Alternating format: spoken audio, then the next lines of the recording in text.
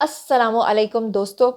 آج کے گرما گرم ولاگ میں جو آپ کے ساتھ خبریں شیئر کرنی ہیں وہ بہت ہی خطرناک قسم کی خبریں ہیں۔ جیسا کہ آپ لوگ جانتے ہیں کہ علی محمد خان سمیت پی ٹی آئی کے جتنے بھی رہنما ہیں انہوں نے بشرا بی بی کا جو خونی پلان ہے اس کو بے نقاب کر دیا ہے۔ آج کے ویڈیو میں اس کا ذکر ہوگا، ساتھ ہی آپ کو بتاؤں کہ خان صاحب کو فوجی تحویل میں لے لیا گیا ہے۔ اس خبر کی کیا حقیقت اور صداقت ہے، اس کے بارے میں بات ہوگی۔ حکومت نے فائنلی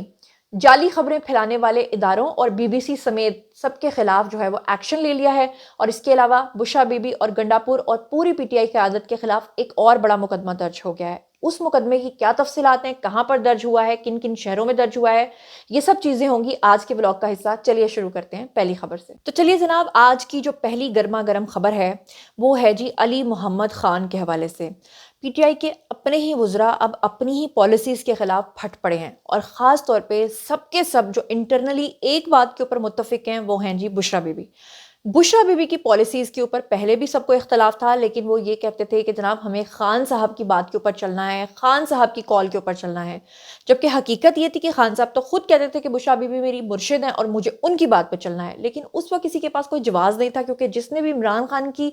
پارٹی کو جوائن کیا ہوا تھا اس کی مجبوری تھی کہ اس نے خان کی کال سمجھ کر اس کو آگے بڑھنا تھا۔ اب آپ کو یاد ہوگا کہ ڈی چوک میں بشرا بی بی جس طرح سے گئیں اور جس طرح سے عمران خان کو منا لیا گیا تھا بیرسٹر سیف کے تھرو کہ آپ سنگجانی کے اوپر رک جائیں اور سنگجانی میں اپنا جلسہ کریں،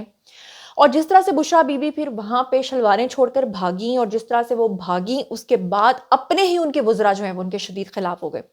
اب علی محمد خان کا ایک آڈیو جو ہے وہ لیک ہو گیا ہے، آڈیو کال ہے بیسیکلی،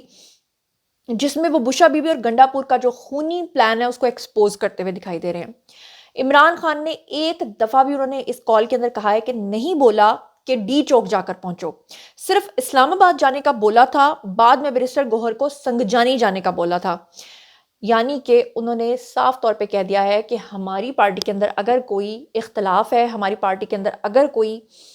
کام کو خراب کر رہا ہے تو وہ بشرا بی بی ہیں، اور یہ الزام کوئی اور نہیں لگا رہا، یہ آپ نہیں لگا رہے، یہ میں نہیں لگا رہی، بلکہ کون لگا رہا ہے، یہ لگا رہے ہیں علی محمد خان، وہ علی محمد خان جن کی پوری پارٹی جو ہے وہ بہت زیادہ رسپیکٹ کرتی ہے۔ کیا کہہ رہے ہیں وہ؟ ہیو اے لک۔ اور گور صاحب یہ جو پھر واپس آئے ہیں تو اگلی صبح میں نے پولیٹیکل کمیٹی کو بریفنگ دی کہ خان صاحب نے جو ہے وہ اجازت دی ہے کہ آپ اگر سنجانی بیٹھنا چاہتے ہیں تو بیٹھیں، سنجانی بیٹھ جائیں اور اس دوران نیگوسیشن کر لیں، ایک دو دن دیکھ لیں، اس کے بعد پھر فیصلہ کریں گے کہ آگے جانا ہے کیا۔ اب یہاں تک تو یہ سچویشن تھی۔ میرا سب سے بڑا جو مجھے دکھ ہے اور افسوس ہے وہ یہ ہے کہ خان صاحب نے ایک تو اسپیسیفکلی ڈی چوک کا نہیں کہا تھا، اسلام آباد کا کہا تھا، اور اس بات کے بہت سے گواہ عدالت کے موجود ہیں، کیونکہ اس کے بعد تو گور صاحب کی ملاقات خان صاحب نہیں ہو سکی، ان کی تو ملاقات پھر 25 تاریخ کو ہوئی ہے۔ تو خان صاحب کی طرف سے فاؤنڈنگ چیئرمین کی طرف سے چیئرمین طریق انصاف کو جو ڈائریکشن تھی وہ یہی تھی کہ آپ اسلام آباد پہنچیں، کوئی اسپیسیفک جگہ نہیں ہے کہ ڈی چوک ہے یا کشمیر ہائی وے ہے یا پشاور موڑ ہے، نو، بس اسلام آباد۔ تو جب خان صاحب نے پھر 25 تاریخ کو خود کہہ دیا کہ آپ سنجانی بیٹھ جائیں اور آپ وہاں پہ اگر نیگوسیشن ہوتی ہے تو کریں، وہاں گور صاحب نے یہ بھی بتایا کہ خان صاحب کو علم نہیں تھا، جب ان کو بی بی کا بتایا گیا کہ بی بی بھی تشریف لائی ہیں تو انہوں نے کہا اچھا وہ بھی آئی، تو ان کے علم میں نہیں تھا یہ، کیونکہ خان صاحب کو ساری انفارمیشن گزار اندر نہیں پہنچتی، ان کو نہیں پتا تھا کہ وہ بھی آ رہی ہے۔ بہرحال یہ جو خان صاحب کی ڈائریکشن تھی کہ سنجانی بیٹھ جائیں، اس کو میرے خیال میں 25 تاریخ کو ہی چیئرمین گور صاحب کو، سیکریٹری جنرل صاحب کو اسی وقت اعلان کر دینا چاہیے۔ اس میں جو ڈیلے ہوئی ہے نا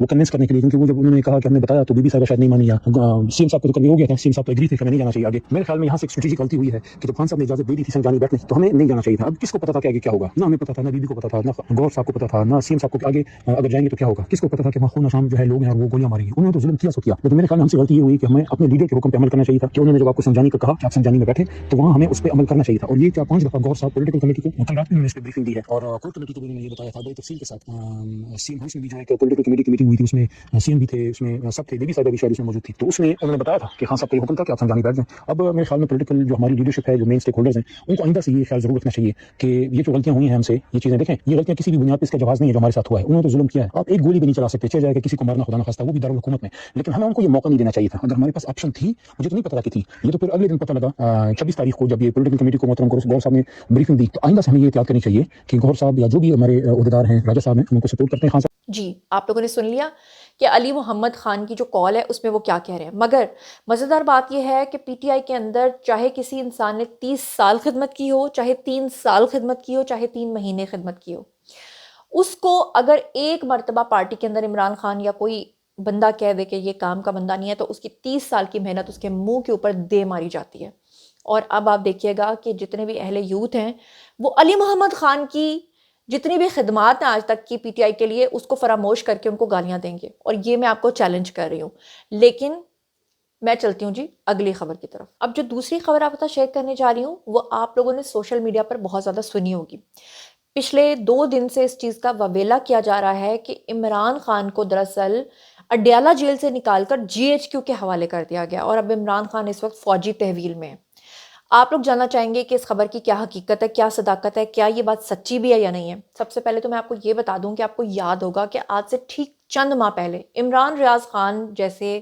ایک عجیب و غریب مخلوق نے یہ دعویٰ کیا تھا کہ عمران خان دراصل اڈیالہ جیل میں نہیں رہ رہے، بلکہ وہ اپنے ہی گھر زمان پارک میں ہاؤس اریسٹ ہوئے ہیں۔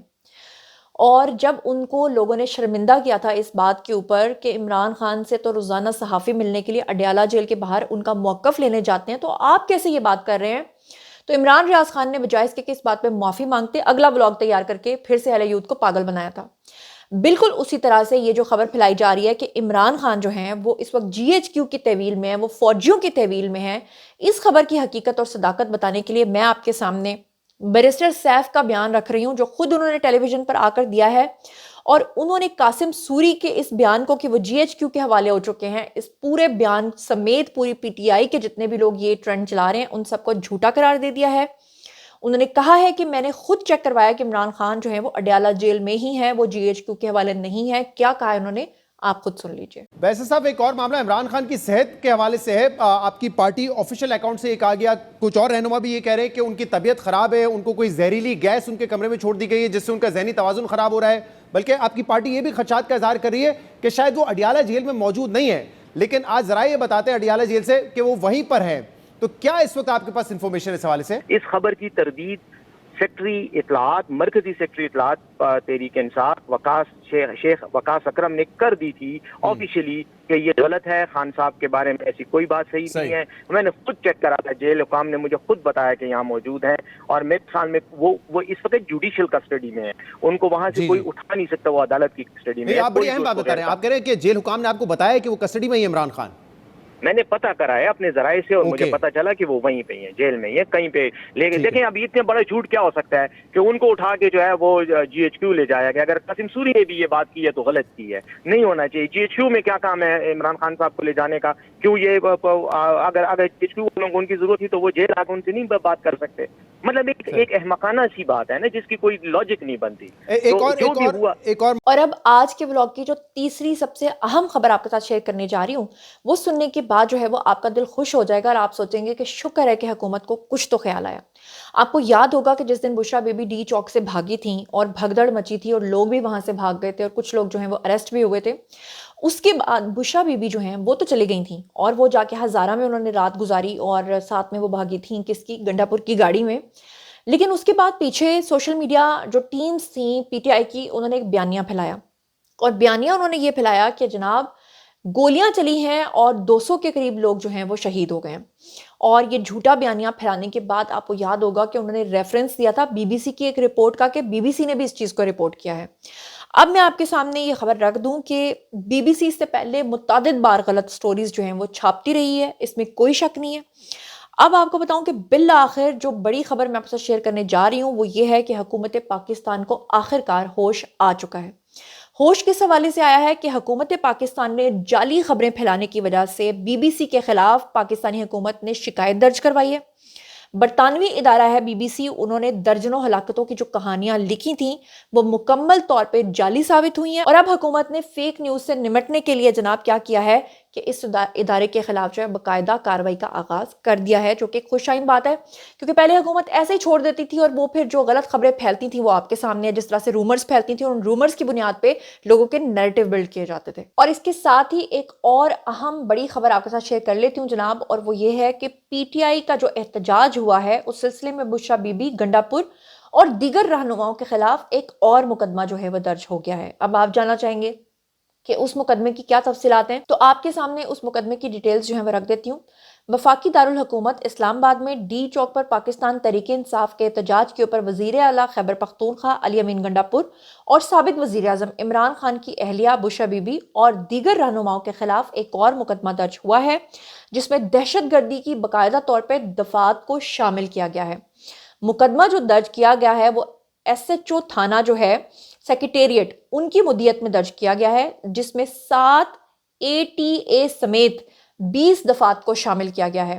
مقدمے میں peaceful assembly and public order کی دفعات کو بھی شامل کیا گیا ہے۔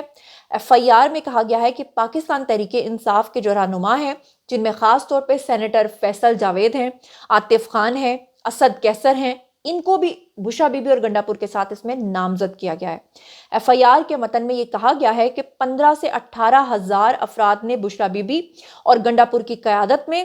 ڈی چوکیوں پر حملہ کیا۔ ہجوم کے پاس اسلحہ موجود تھا۔ مزید کہا گیا کہ مسلح ہجوم میں ریاست مخالف تقاریر بھی چلائی گئیں،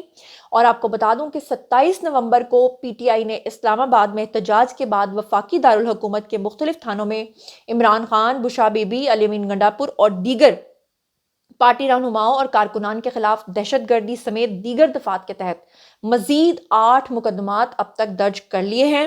اور فرسٹ انفارمیشن رپورٹ یعنی کہ FIR کے اکارڈنگلی انسداد دہشت گردی ایکٹ، اسمبلی ایکٹ، پولیس پر حملے، اغواکار، سرکار میں مداخلت جیسی دفعات کو اس کے اندر جو ہے وہ شامل کیا گیا ہے۔ رپورٹ کے مطابق یہ کہا گیا ہے کہ مقدمات اسلام آباد کے تھانہ شہزاد ٹاؤن، سہالہ، بنی گالہ، کھنہ، شمس کالونی، ترنول، نون اور نیلور، یہ تمام علاقے ہیں جہاں پر درج کروایا گیا ہے۔ مقدمات میں عمران خان کے علاوہ ان کی اہلیہ بشرا بی بی، وزیر اعلیٰ خیبر پختونخوا علی امین گنڈا پور، سلمان اکرم راجہ اور شیخ وقاص کو بھی اس میں نامزد کیا گیا ہے۔ آپ کو بتاؤں کہ اس سے جو اگلے دن جو ہے جب یہ مقدمات درج ہوئے ہیں، 28 نومبر کو PTI کے احتجاج اور راول پنڈی میں عمران خان، بشرا بی بی، وزیر اعلیٰ خیبر پختونخوا علی امین گنڈا پور، علیمہ خان اور سابق صدر عارف الوی، عمر ایوب اور دیگر کے خلاف راول پنڈی میں مزید 4 درج مقدمات جو ہیں وہ کیے گئے تھے۔ مزید 4 مقدمات اور ہوئے تھے، اور PTI کی قیادت کے خلاف مقدمات انسداد دہشت گردی کی دفعات کے تحت تھانہ صادق آباد، واہکنڈ، ٹیکسلا اور نیو ٹاؤن کے اندر جو ہے وہ درج کیا گیا۔ مقدمات کے متن میں یہ کہا گیا کہ PTI کارکنان نے ٹائر جلا کر، سڑک بند کر کے، راستہ روک کر ڈنڈوں سے لیس ملزمان نے پتھراؤ کرتے ہوئے پولیس کے اوپر حملہ کیا تھا۔ تو اب یہ جو مقدمات ہیں، یہ آپ کو پتہ ہے کہ جب ایک مقدمے میں اگر جو کورٹ ہے وہ ان کو ریلیف دیتی ہے تو اگلے مقدمے میں پکڑ لیا جاتا ہے۔ یہ سب چیزیں آپ کے سامنے ہیں۔ بہرحال جناب، آج کے ویڈیو کو یہیں تک رکھتے ہیں۔ اگلے ویڈیو میں کچھ اور ہوشربا انکشافات کے ساتھ آپ کی خدمت میں حاضر ہو جاؤں گی۔ باری ہے جی آپ لوگوں کی، آئی کامنٹ سیکشن میں بتائیے کہ آپ اس بارے میں کیا سوچتے سمجھتے ہیں۔ مزید خبریں، بلاگز، انٹرویوز اور سیاسی تجزیے جاننے کے لیے میرے ساتھ کنیکٹڈ رہنا ہرگز مت بھولیے گا۔ چینل کو سبسکرائب کر لیجیے گا۔ اپنا بہت خیال رکھیے گا۔ اللہ نے کے پان۔